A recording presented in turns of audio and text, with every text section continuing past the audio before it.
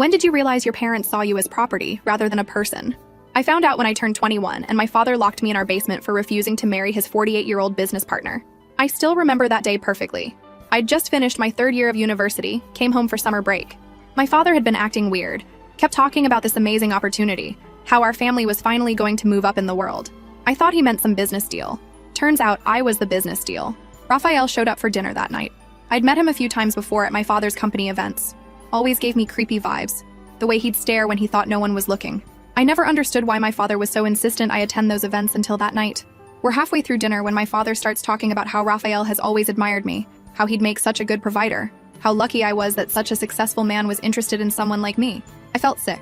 Raphael just sat there smiling, like this was all normal. Then my father pulls out a box, tells me Raphael has asked for my hand in marriage and that he's given his blessing. I thought it was some sick joke at first. Looked at my mother who just stared at her plate. My brother Hayden wouldn't meet my eyes. I laughed, told them all to fuck off. That's when my father's face changed. I'd seen him angry before, but never like this. He told me I didn't have a choice, that Raphael was offering $2 million to merge our family businesses through marriage. I stood up, told him I wasn't for sale. Tried to leave the room, but Raphael grabbed my arm, said he'd been patient long enough, said my father had promised him. I panicked, grabbed the nearest thing, a wine glass, and smashed it against his face. Everything after that happened so fast. My father completely lost it, started screaming about how I'd ruined everything, how I was nothing but an ungrateful bitch who didn't understand the sacrifices he'd made. Raphael was bleeding, saying something about taming me, and my mother was just crying in the corner. I tried to run, but my father caught me, dragged me downstairs to our basement. It was finished, had a bathroom, but no windows. We used to use it as a rec room before my father converted it to store his collectibles.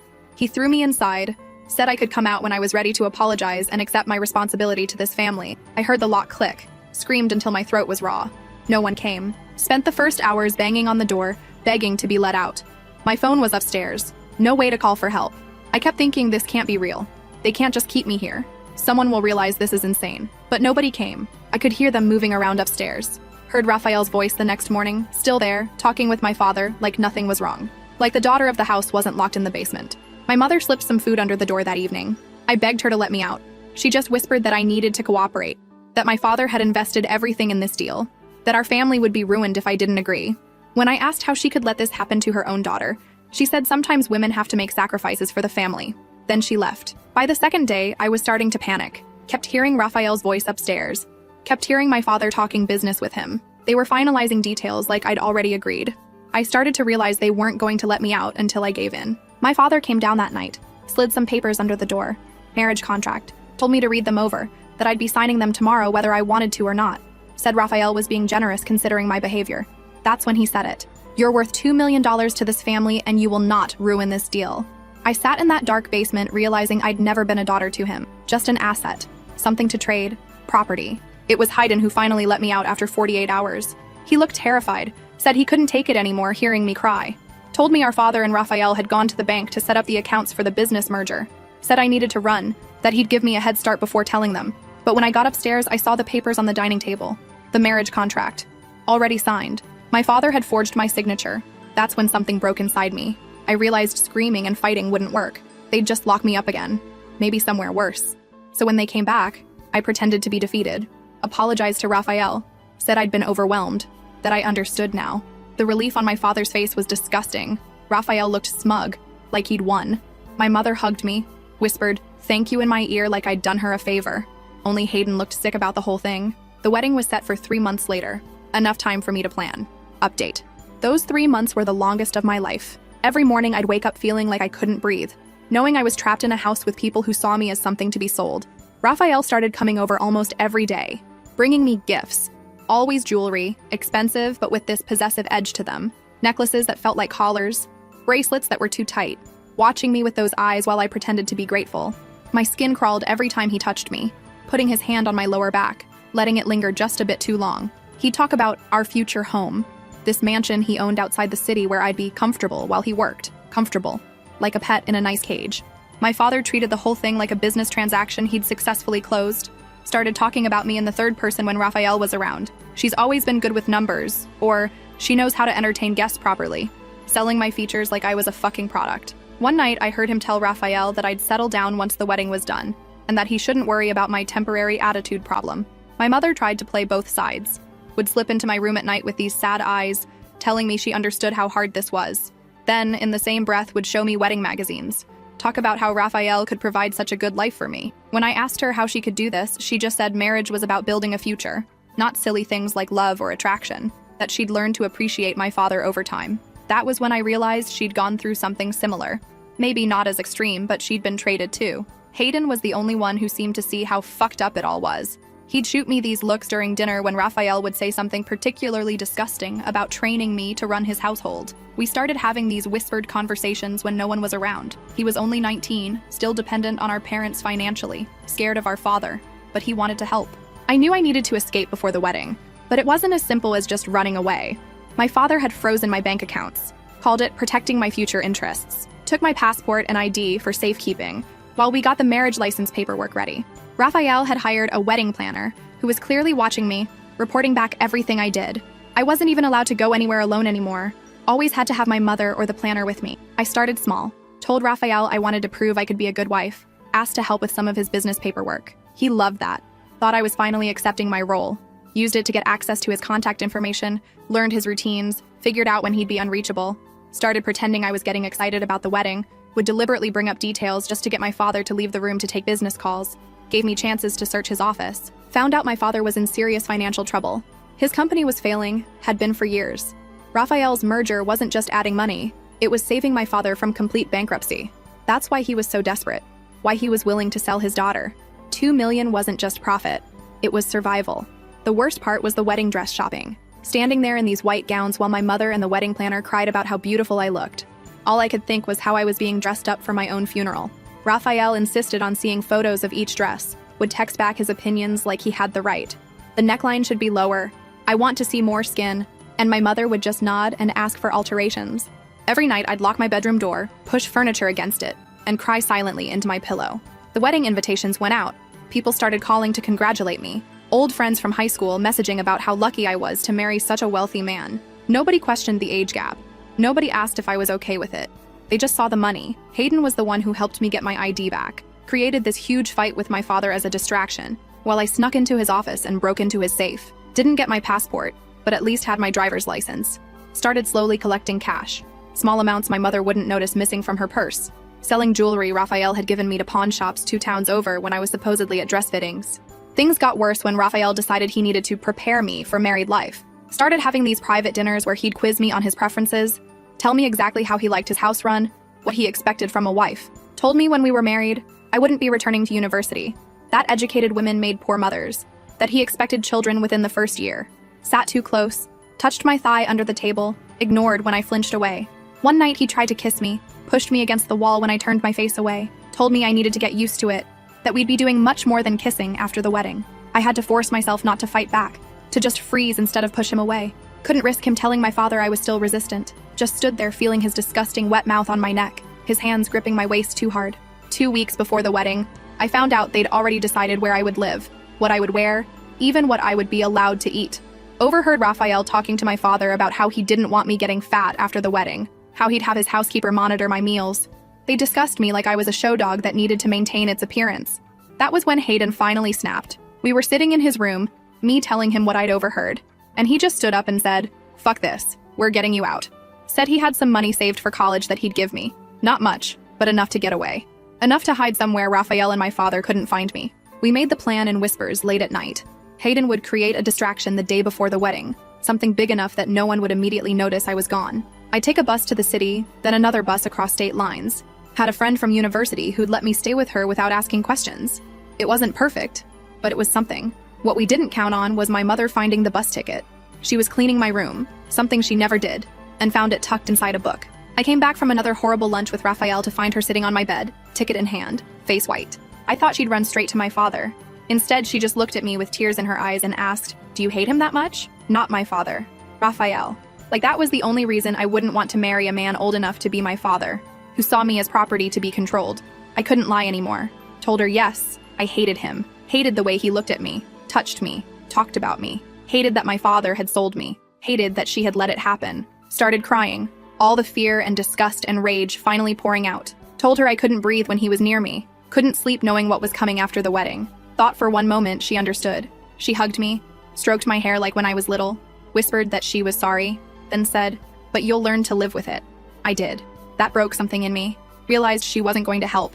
That in her mind, this was just how the world worked. Women were traded, used, controlled. They adapted.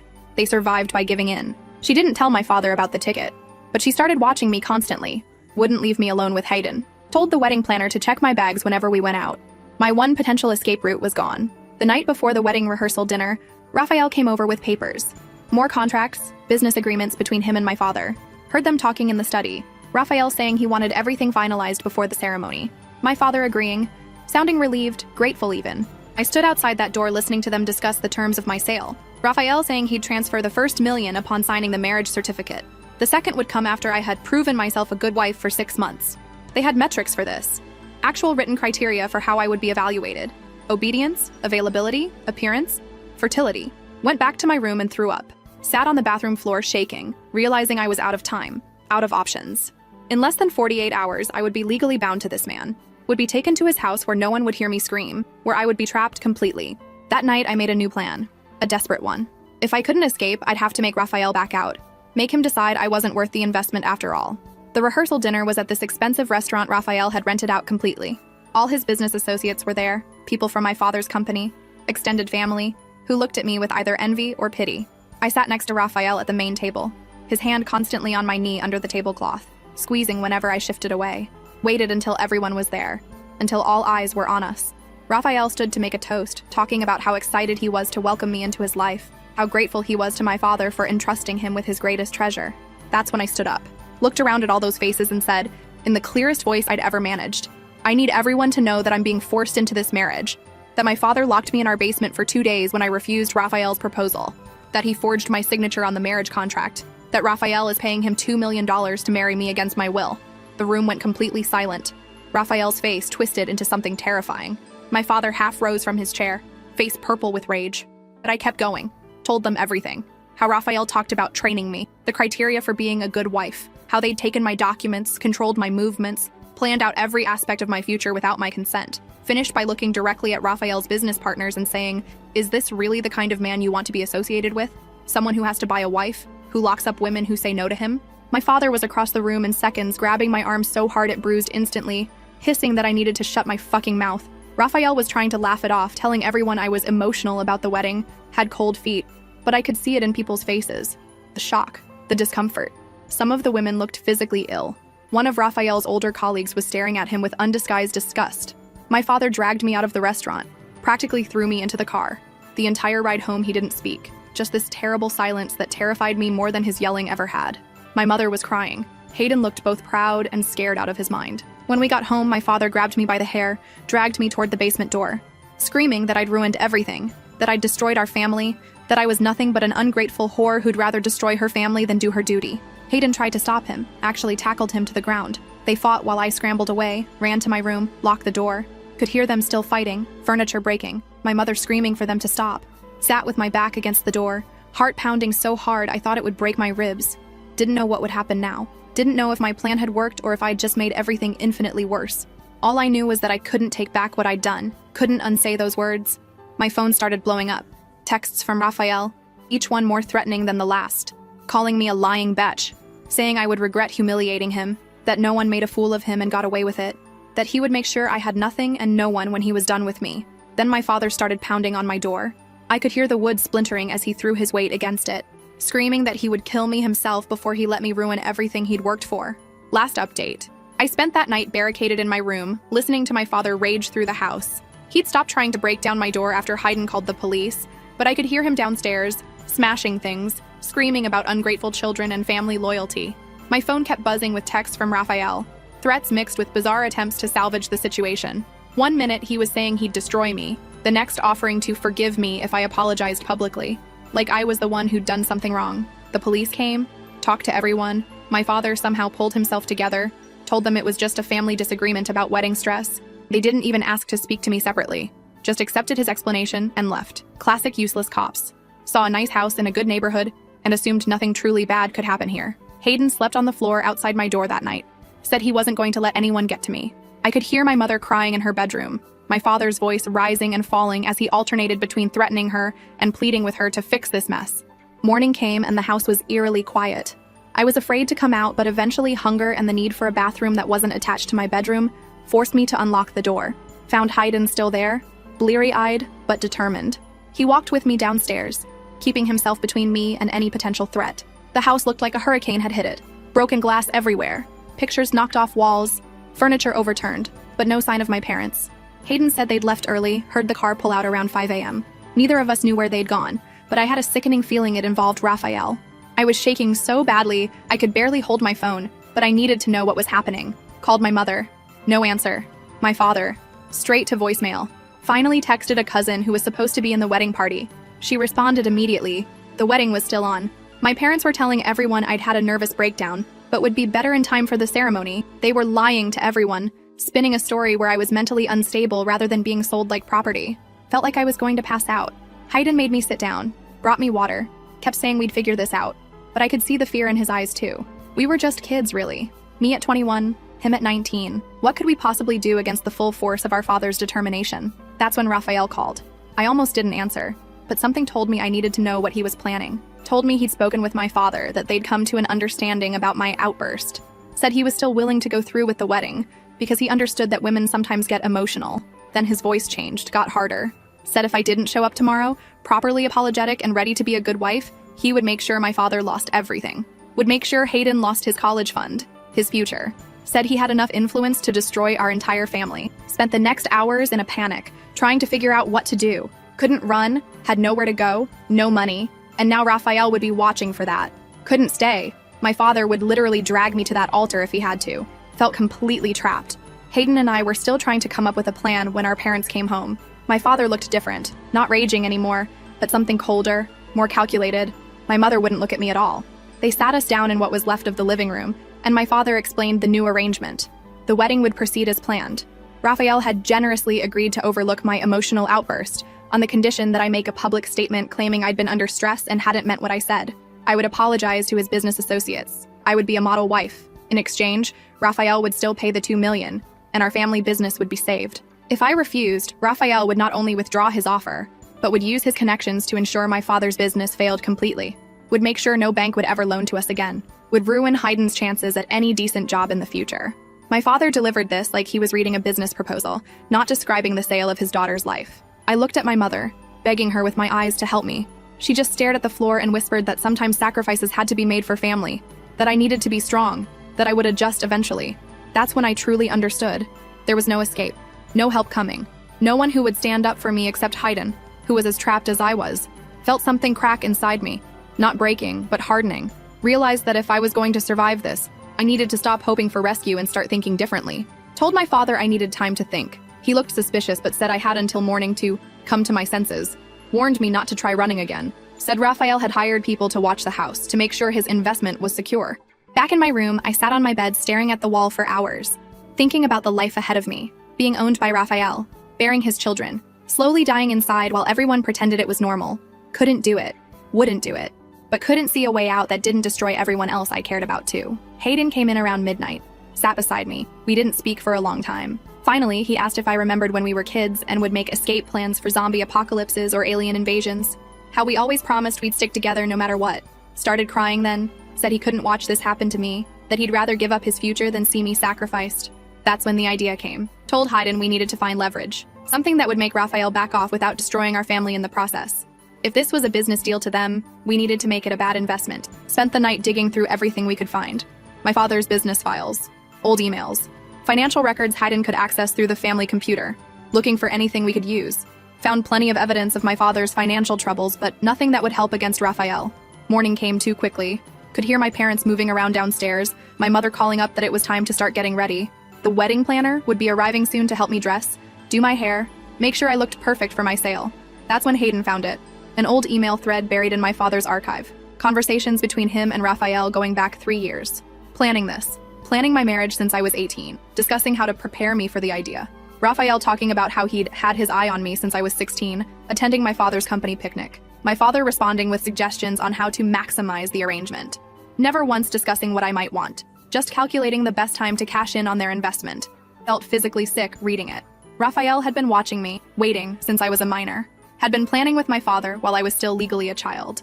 Took screenshots of everything, sent them to my email, to Hayden's email, to a new account I created just for backup.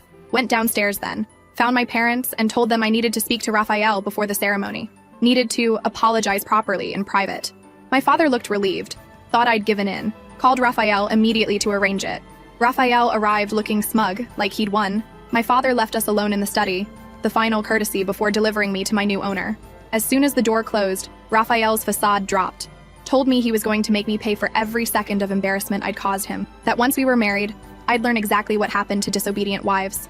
I just looked at him calmly and showed him the emails. Watched his face change as he realized what I had. Told him if he didn't walk away from this wedding, from our family completely, these would go to every business associate he had, to the press, to anyone who might be interested in knowing he'd been planning to acquire a teenage girl through her father. Might not be technically illegal since nothing happened while I was underage, but it would destroy his reputation. No one would do business with him again. He tried to grab my phone. I stepped back, told him it was already backed up in multiple places.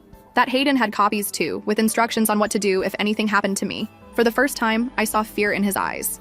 Demanded he call off the wedding, return any contracts my father had signed, walk away completely. He tried to argue, to threaten, but I just kept my finger hovering over the send button on an email addressed to his entire contact list. Finally, he broke. Agreed to everything. Watched him leave, still couldn't believe it had worked. My father came in moments later, face ashen. Raphael had told him everything was off. No merger, no money, no wedding. He lost it. Started screaming at me, saying I'd destroyed our family, asking what I'd done, what I'd said to make Raphael back out. I just looked at him. This man who had raised me, who had taught me to ride a bike and helped with my homework and then tried to sell me like livestock, and felt nothing but pity. Told him I knew about the emails, knew he'd been planning this for years, saw the shock on his face, then the calculation as he tried to figure out how to spin this, how to justify it. Cut him off before he could start. Told him he had a choice to make. He could let me go, back to university, to my own life, where I could send those emails to everyone, could destroy his reputation the way he'd nearly destroyed my life. My mother was crying in the doorway, Hayden standing behind her. My father looked at them, then back at me, asked why I was doing this to him, like I was the one hurting him, like he was the victim here. That's when my mother finally found her voice. Told him enough was enough, that she'd stood by while he gambled away their future, while he made bad business decisions, while he tried to solve his problems by selling their daughter. But she wouldn't watch him blame me for his failures. The next few hours were a blur, calls canceling the wedding, guests being told there was a family emergency, Raphael's things being removed from our house. My father locked himself in his study, wouldn't speak to any of us.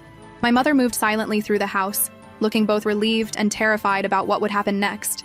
That night, I packed my things, couldn't stay there anymore. Hayden helped me load my car, made me promise to call when I reached my friend's place, hugged me so tight I could barely breathe.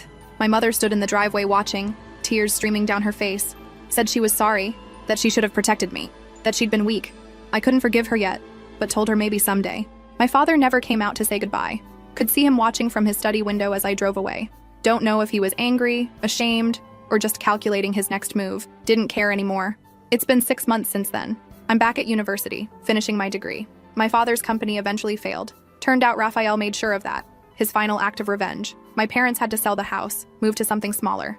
My mother calls sometimes, trying to rebuild some kind of relationship. My father never does. Hayden moved in with me, transferred to a college nearby. Says he couldn't stay in that house after everything that happened. Still have the screenshots, just in case Raphael ever decides to try again. But mostly, I try to focus on building a life that belongs only to me.